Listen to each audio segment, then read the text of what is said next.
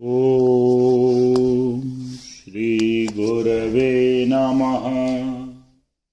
ॐ शान्तिः शान्तिः शान्तिः। सर्वश्रुति शिरोरत्न विराजित पदाम्बुजं वेदान्ताम्बुजमार्तण्डं तस्मै श्री गुरुवे नमः। ॐ शान्तिः शान्तिः शान्तिः। प्रणाम भगवान। स्वामी विवेकानंद जी के दिव्य ग्रंथ ज्ञान योग के अद्भुत चैप्टर आत्मा के आज चौथे भाग को ले रहे हैं भगवान। पहले 3 भागों में आस्तिक और नास्तिक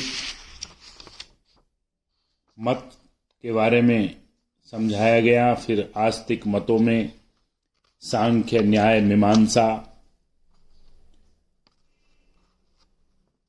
और मीमांसा के अंतर्गत उत्तर मीमांसा अर्थात वेदांत को स्वामी जी ने समझाया।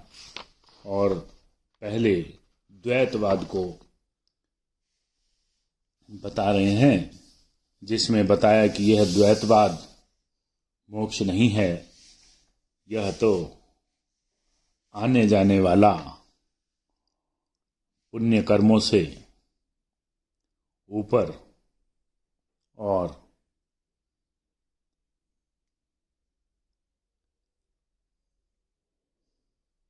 नीचे जाने की प्रक्रिया भर है। अब आगे स्वामी जी कहते हैं, और एक बात बहुत अच्छी आई थी इसमें कि निम्न कोटि के पशु क्रमशः मनुष्यत्व की ओर बढ़ेंगे, फिर देवत्व की ओर, तब शायद पुनः मनुष्य बनेंगे और पशु हो जाएंगे। यह क्रम चलता रहेगा जब तक वे वासना से रहित नहीं हो जाते, जीवन की तृष्णा को छोड़ नहीं देते, मैं और मेरा का भाव अर्थात मोह से मुक्त नहीं हो जाते। यह मैं और मेरा संसार ही सारे पापों की मूल है, जड़ है।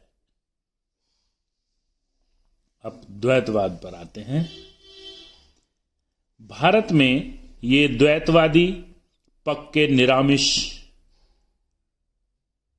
अर्थात वेजिटेरियन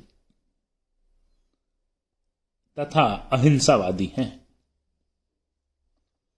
किंतु उनके ये विचार बौद्ध लोगों के विचारों से भिन्न हैं।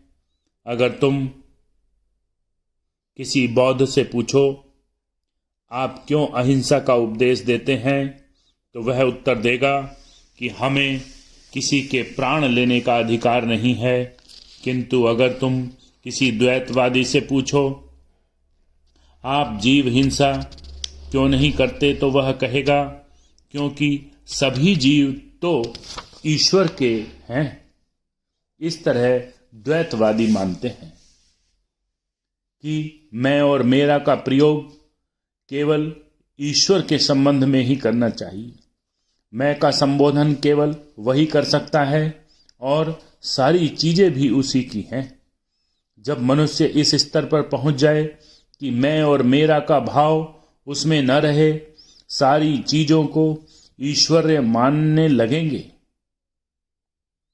हर प्राणी से प्रेम करने लगेंगे और किसी पशु के लिए भी अपना जीवन देने को तैयार रहें, और ये सारे भाव बिना किसी प्रतिफल की आशंका से हों, तो उसका हृदय स्वतः पवित्र हो जाएगा तथा उस पवित्र हृदय में ईश्वर के प्रति प्रेम उत्पन्न होगा।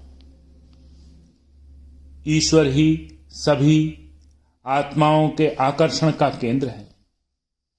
यहां पर आत्माओं से जीवात्मा लेना चाहिए। अगर कोई सुई मिट्टी से ढकी हो तो उस पर चुंबक का प्रभाव न होगा, पर ज्यों ही उस पर से मिट्टी हटा दिया जाएगा त्यों ही वह चुंबक की ओर आकृष्ट हो जाएगी। ईश्वर चुंबक है और मनुष्य की आत्मा अर्थात मनुष्य की जीवात्मा सुई। पाप रूपी मल इसी को ढके रहता है। जैसे ही कोई जीवात्मा इस मल से रहित हो जाती है, वैसे ही प्राकृतिक आकर्षण से वह ईश्वर के पास चली जाती है और सनातन रूप से उसके साथ रहने लगती है। यद्यपि उसका ईश्वर से कभी तादात्म्य नहीं होता। पूर्ण आत्मा अपनी इच्छा के अनुरूप कोई भी रूप ग्रहण कर सकती है। अगर वह चाहे तो करोड़ों शरीर धारण कर सकती है और चाहे तो एक भी नहीं। वह लगभग सर्वशक्तिमान हो जाती है। अंतर केवल इतना रहता है कि वह सृष्टि नहीं कर सकती। सृष्टि करने की शक्ति केवल ईश्वर की ही है। चाहे कोई भी कितना पूर्ण क्यों न हो, वह विश्व नियंता नहीं हो सकता। वह काम केवल ईश्वर ही कर सकता है। किंतु जो आत्माएं पूर्ण हो जाती हैं, वे सदा आनंद से ईश्वर के साथ रहती हैं। द्वैतवादी लोगों की यही धारणा है। ये द्वैतवादी और भी मत का प्रचार करते हैं। प्रभु मुझे यह दो, मुझे वह दो। ईश्वर के इस तरह की प्रार्थना ईश्वर से करते हैं, पर इन लोगों को आपत्ति है। ये समझते हैं कि ऐसा नहीं करना चाहिए। अगर किसी मनुष्य को जागतिक कोई वस्तु मांगनी ही है, तो वह ईश्वर से, निम्नतर जीवों से, इन देवताओं से, देवदूतों से, पूर्ण आत्माओं से में से किसी से मांगे। ईश्वर केवल प्रेम के लिए है। यह तो निंदनीय बात है कि हम ईश्वर से भी मुझे यह दो, मुझे वह दो, ऐसा निवेदन करते हैं।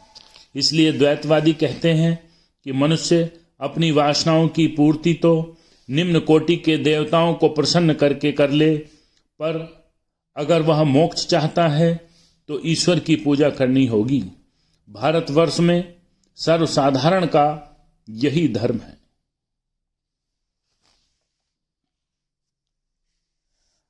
असली वेदांत दर्शन विशिष्ट अद्वैत से प्रारंभ होता है और इसकी व्याख्या के लिए कल का सत्संग। ओम शांति शांति शांति। प्रणाम।